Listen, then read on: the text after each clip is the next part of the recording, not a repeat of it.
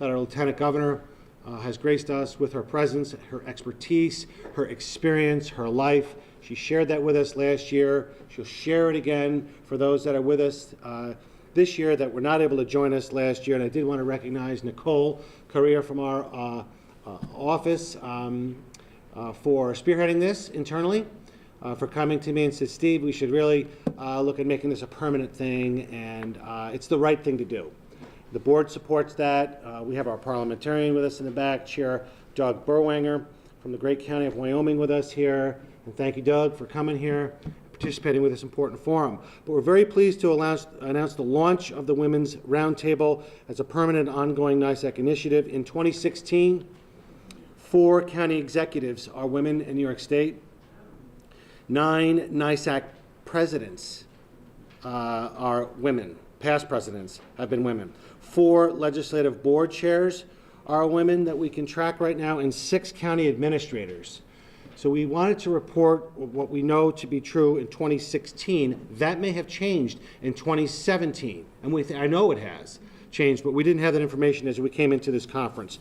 But these leaders are an important part to our membership, and this initiative aims to increase the number of women in county leadership roles, support and encourage women currently holding county office, and engage more women in seeking leadership positions in their communities and within NYSAC. So when Nicole came to see me, we talked about this. We tried to say, well, what are we trying to accomplish with this?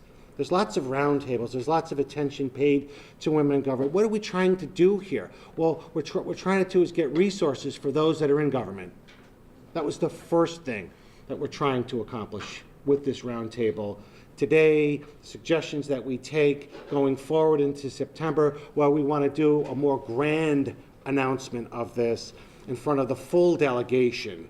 Enough of the closed door sessions. Let's take it to the grand stage at the luncheon and make more of a bigger splash and encourage more participation and awareness of the issue. So we hope to do that. So the first thing is try to bring more resources for those that were there, and that led to the Center for Women in Government and our speaker, which Mary Ellen will introduce in just a minute.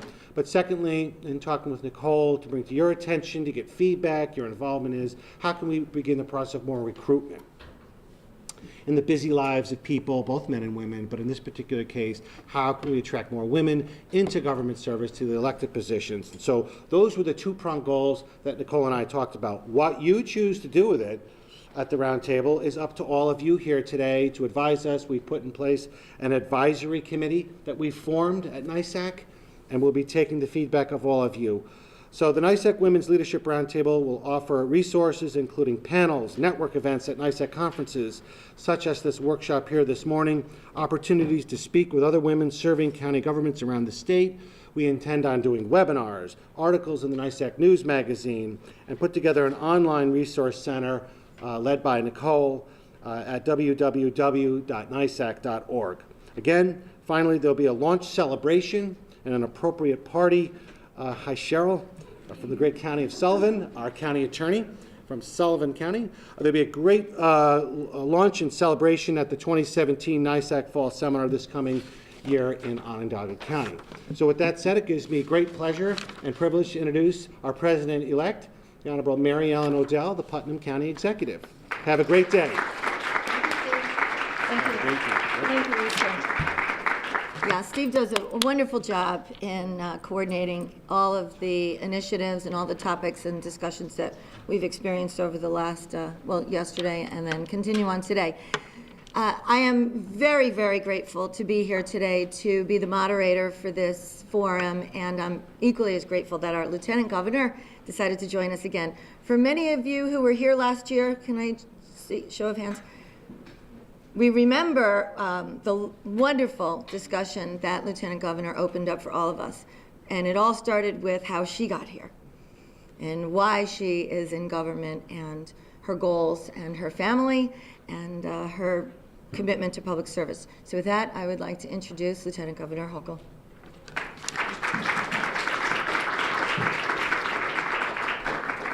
Thank you, County Executive Odell. I love saying County Executive in front of a woman's name. It doesn't happen enough in our world.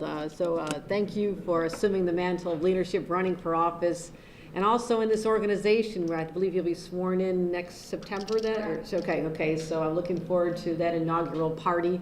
And it's great to be back here again, and I'm delighted to see that we have a real expert in the field, Dr. Refke, who's going to be sharing some more analytical thoughts. I'm more intuitive. I just tell war stories. That's what I'm good at. But you'll actually get some, not alternative facts, the real facts from her. Okay, so I am happy to be here. I don't get to hang with women in elective office enough. So we have a roundtable or a legislative caucus in our state legislature, and we're so excited that we went from 24% to 27%, I believe, in the women in the Assembly and the Senate. So we're patting ourselves on the back and saying, okay, at this rate, it would be 22-17 when we finally get to be about half. So we got a little way to go. But I think I come to this also from my background as a town official, but also more of a county official. And I, like probably many of you, was the only countywide female elected official. I was the only female on my town board. I'm the only female statewide official now in state government.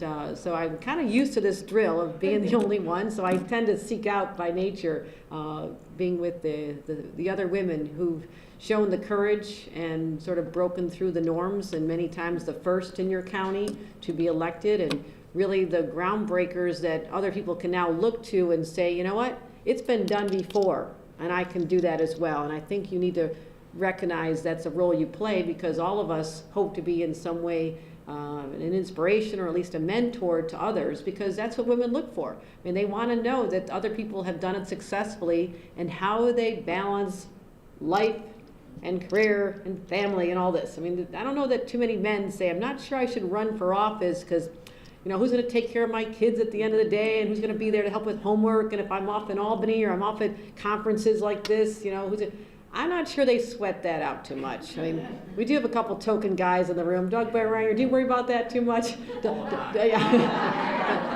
Doug's worried about the cows back home, because I've been to Doug's farm, and I know he loves his cows like family, but it's a little different, okay? You don't need babysitters. So we approach this from a different point of view, and I also know that when you're in elective office, your point of view matters so much, because we approach problems differently. I'm never going to say better or worse. I mean, I worked closely as the only woman on my town board for 14 years, and we got a lot of things done because they respected me after the early jokes about, oh, she's going to come in and paint the walls pink now, watch out for this. Like, okay, guys, that's really funny. I was thinking of painting the walls pink just to get back at them, but I didn't do it. But I felt that they did treat me, equally, and I have no complaints about that. And I think perhaps because I was raised with a bunch of brothers, you just walk in, you talk about the latest Buffalo Bills score, you talk about the trading of the coach, so you got to get on their level. You got to go down here a little bit. Sorry, you got to find that common language. I had to do this in Congress too. You got to get to an elevator with a lot of tall guys who look like they're, head of the fraternity, and there was a lot of Tea Partiers elected when I was there, and I barely stand, noticeable in an elevator. Like, hey, how about those Redskins? Like, all of a sudden you get some attention. So you got to play their game, okay? I think the men should actually leave. So, we got to beat them at their own game here, But I did benefit from respect from them, and I felt sometimes that might have been unique, because I didn't always hear that from other elected officials that were treated really as equals and as valued. But I do know when we were sitting at the end of the day, often 1, 2, 3 in the morning working on a budget, and there was this intensity and how are we going to get this done and keep taxes down, and we used to complain about the state a lot. We don't do that anymore. I also knew that I offered a different perspective. Okay, I was the one that was more collaborative, like, okay, let everybody give their opinion on this. I want to hear from everybody. I want to listen more. I also want to I could multitask. I could worry what was going on with the sewer budget at the same time we're talking about this part of it. So I think we're hardwired to do things more naturally. And those are strengths that women in elective office should lean into, that complement what the men bring to the table. Okay, I think together, when you have equal representation, as rare as that is, you're really getting the best product for the people. how women approach problems, how men approach problems, and together you've come up with something really good. And the sad thing is that there are too few women's voices being heard in those policy-making rooms and halls and legislatures and board meeting rooms. This is what we are challenged with. And I think about this constantly as I travel the state. I've been to all your counties, not once, not twice, but actually on the verge of hitting all three, in 2 years, hitting all of them 3 times. My staff calculated yesterday that means I went around the planet 5 times. And they don't use the state plane. So that's all by car. I've seen all your counties. And I feel like I know some of I know the unique characteristics of each of your counties. But the common denominator to me is that all of you in elective office care deeply about your communities. And you probably came to elective office from a different path that the men do. And I know because I've met many of you. I know your stories is that you never set out in high school, your career goal was to run for office. Anybody do that, like high school? Okay, well there you go, okay. I need more of that, okay, I need more of that. Because my generation, that didn't happen. The women who ran for office were involved in their community. They may have been on a school board, they were part of an environmental group, they were part of, I was fighting Walmart. I was just a citizen going around trying to say, my little downtown will not survive if this big box store comes. And I started going to town board meetings and getting petitions, like, oh, there's the crazy lady with the petitions again. And I got my Chamber of Commerce involved. So I did it the grassroots, old-fashioned way. And only when I got to the point where I sat in enough town board meetings and they stopped calling on me, because I always had something controversial to say, that I said, you know what, I could be more impactful for my community if I have the guts to run. Now, you heard me tell this last year, but you're gonna hear it again, because I want other people to hear this story and share this. As much as I knew that I had a place in this opportunity to run, I still wasn't pushed over the actual decision to say I will do this until a 21-year-old man, 21 young man, just out of college, living with mom and dad, decides he's gonna run for the position as well. Okay, I'm thinking, now I'm 35, I've been an attorney for Senator Daniel Patrick Moynihan, I've helped raise family, I helped start some family businesses, I was in-house counsel to a defense contractor, I was an attorney in Washington. I know it sounds like I can't hold down a job, so I really shouldn't do this. But I had all this, on paper, probably looking okay. And I used to think to myself, well, if I've never run before and I have different, maybe I need to run for school board first to get, I was like saying I was not ready to run for the lowest level of government in my community as a town board member, as a 35-year-old attorney who had done a few things. And then comes out of a college, a young man, living with mom and dad, never paid taxes, so, never had a job. His first job is going to be elected office and representing the people of his community. I was stunned by that. But then I stepped back and I admired that. I said, how many 21-year-old women would think that they have something to offer? And you know what? They do. If this guy did, they sure do. And the end of the story is, there were 2 seats, we both ran, we both won, and we served together for 14 years, and he was incredible. His faith in himself was very well placed. Okay, he's now the CEO of a billion-dollar healthcare organization back home. Okay, he's doing all right. He knew he had something. The problem is, I had something too, and I didn't know it. Just like I feel that all over. Women don't believe in their own potential. So is it somebody else's fault that there aren't more women? Well, we know that women tend to want to be asked. It's always nice to be asked, It's like Cinderella, come and court me, bring me nice slippers. Yeah, but it's not that way in politics. You got to have the guts to say, I believe in myself enough, or else how are you going to inspire other people to believe in you if you don't even have that faith in yourself? Think about that. Don't ask them to do something that you won't do for yourself. And so, I think we have to change how women perceive their own value to get them to say, in this day and age, now more than ever, with what's going on in Washington and across our state and our communities, I love my country and my community and my family enough to say I will have the guts to do what the women in this room have done. Why aren't there more of us? Okay, you are the ones who are going to be able to hold it up and say, it is a profound privilege, an honor, a sacred bond between myself and the voters that I will put my heart and soul into my job every day, and I will fight for you. Women are fighters, and we need to get that message out that you need us. And how we get other women to say, I want to join the ranks. I want to be one of them. I'm going to go around this world once, and I'm going to make an impact while I'm still living on this planet. That's what I was put here to do. That's how passionate you need to be about public service. Whether you're helping other people get elected, whether you're a staff person. I started as a staff person. I interned for this lady over here a few years ago, 18 years old. She taught me an enormous amount about constituent service and the value of what we do. So I'm just putting on your shoulders this responsibility. If you don't feel it already, you've figured out the secret sauce, okay? You know what it takes. You've managed that work-life balance. You've figured it out somehow, and it wasn't easy. But by God, women are tough. Women are tough. You did it.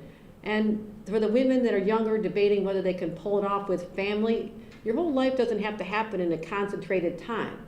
You know, you don't have to, if you don't want to run for office when you got a newborn at home, that's okay. That's your choice. I get that. I'm not saying you should. I'm just saying that you need to step up and start getting engaged, so when the timing fits for you and your family and your own priorities, you're ready to launch, okay? Don't sit on the sidelines, as Kirsten Gillibrand would say. And it's not an easy career, but it's not a career. It's a calling. It's a calling, and you either have it or you don't have it. And I'm seeing the women in this room have it. And I know there's others out there who do, but they need us and this organization. That's why I want to commend NYSAC for stepping up and leading, and Nicole and Steve, and answering that, seeing that void there where we need that networking. Women love to share stories.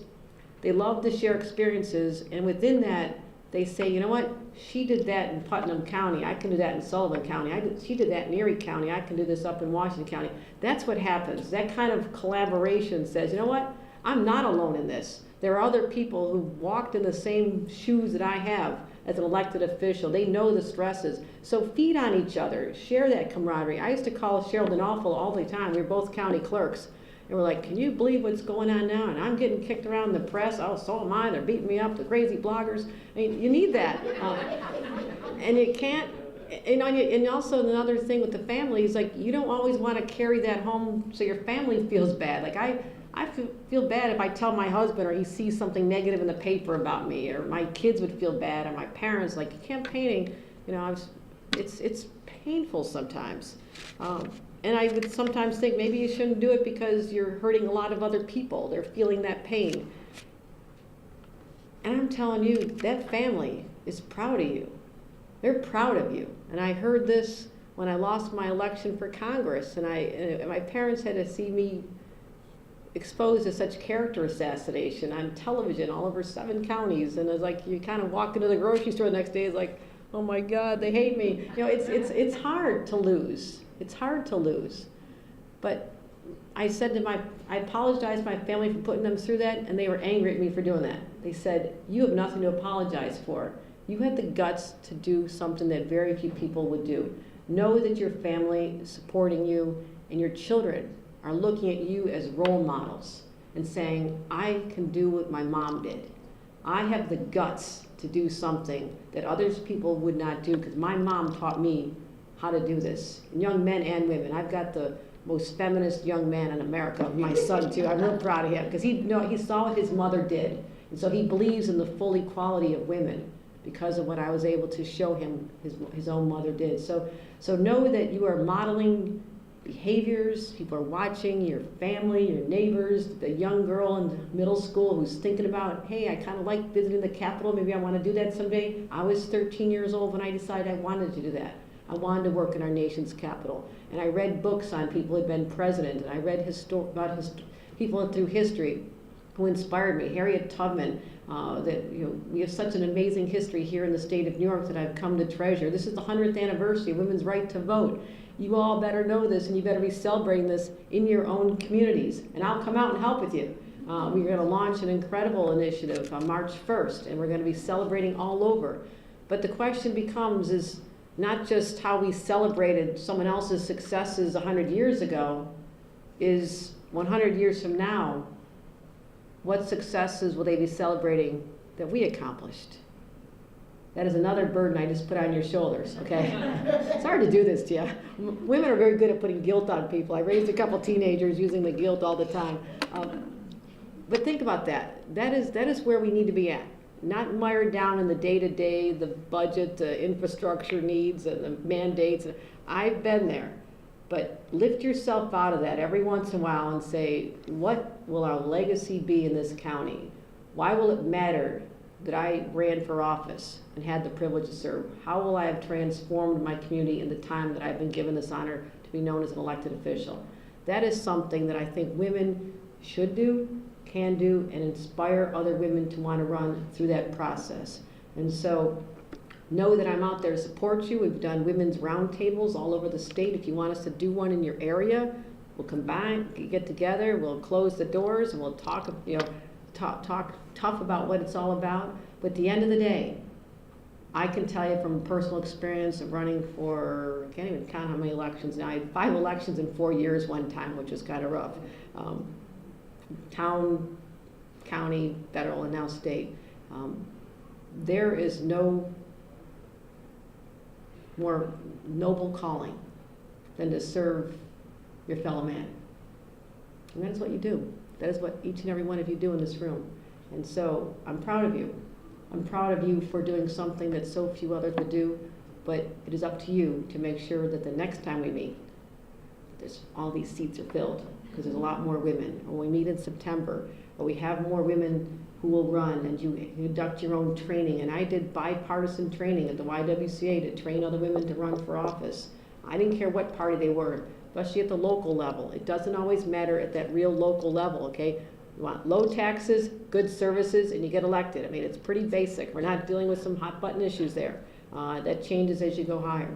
So know that I'm there for you as well. And we have this New York Women Lead initiative on our website and taking it all over states. So stay in touch. I think we should connect the two. What you're doing here and what Steve laid out sounded really like a great opportunity to celebrate your stories. And I think that's what this is all about. So thank you for letting me spend a little time with you this morning. I love coming out and just thanking all of you for your courage, your service to your communities, and anything we can do, count me in as a strong friend and ally.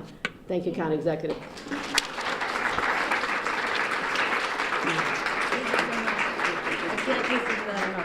Back next year to her. All right, thank you. We'll do it again.